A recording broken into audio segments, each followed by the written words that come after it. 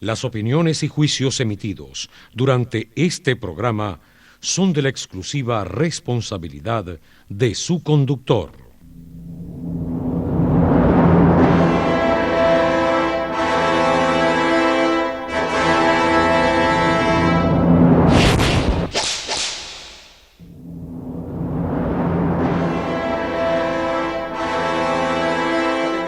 Está referido al bien absoluta e incondicionalmente, y está referido a él en el sentido que tiene que buscarlo, amarlo, está bien, desearlo, encaminarse hacia él. La moralidad supone y exige la libertad, está bien.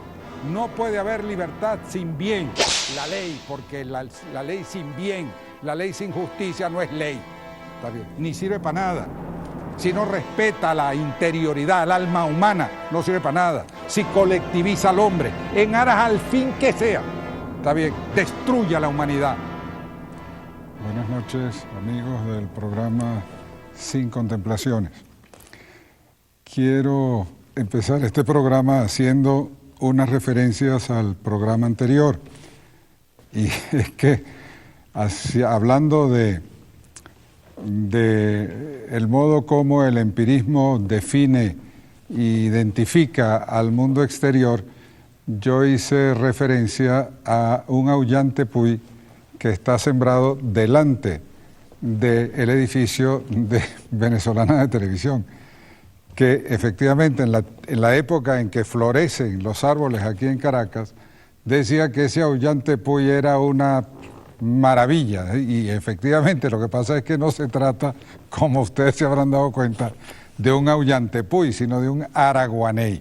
¿Está bien? Entonces yo me equivoqué y hice referencia al araguaney, al aullante puy en vez de al araguaney.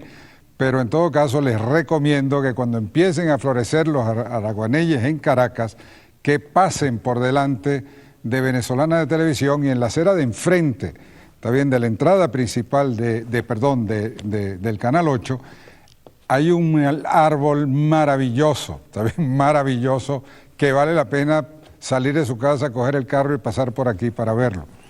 Bueno, eso era una de las cosas que quería decirles. También que el programa anterior se refería al romanticismo, era el título, creo, del programa, aunque era el romanticismo con otra cosa, no me acuerdo precisamente.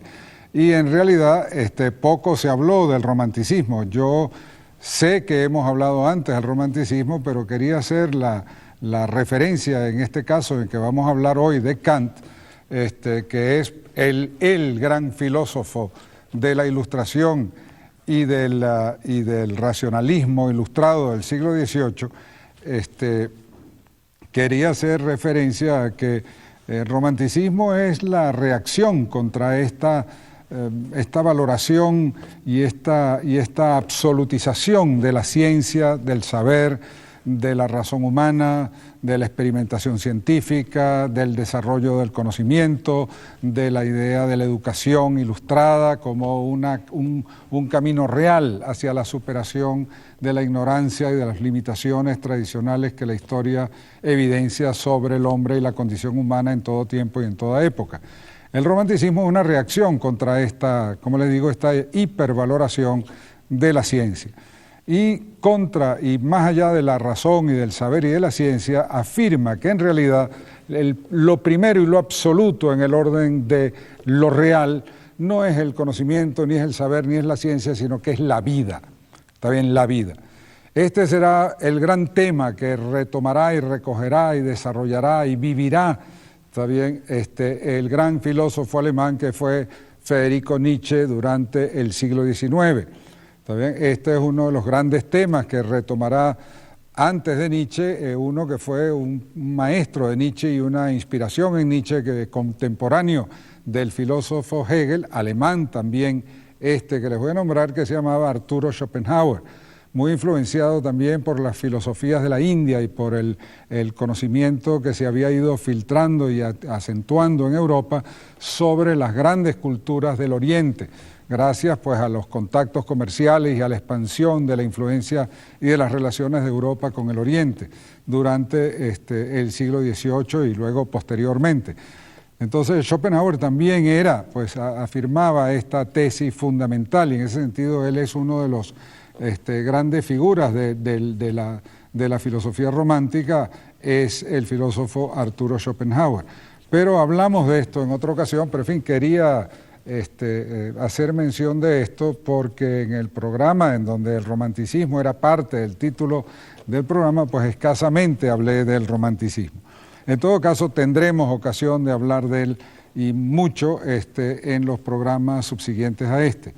Ahora lo que les quería plantear en este programa era, como el título de esta sesión lo indica, el radicalismo de Kant.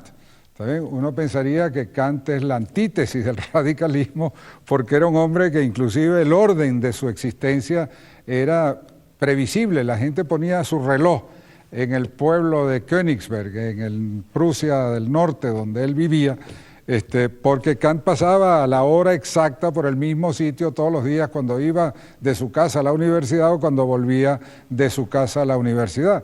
Una vida aparentemente más ordenada, más regulada, más previsible, por decirlo así, no había, y sin embargo el pensamiento de este hombre transformó la historia del pensamiento europeo y desató, por decirlo así, una interpretación mía, pues un punto de vista personal, está bien, los grandes radicalismos que determinan y conmoverán al siglo XIX y sobre todo que asumirán cuerpo y se convertirán en proyectos, digamos, de transformación política, práctica de la existencia en el siglo XX. Entonces él abrió el camino para una visión de la razón o de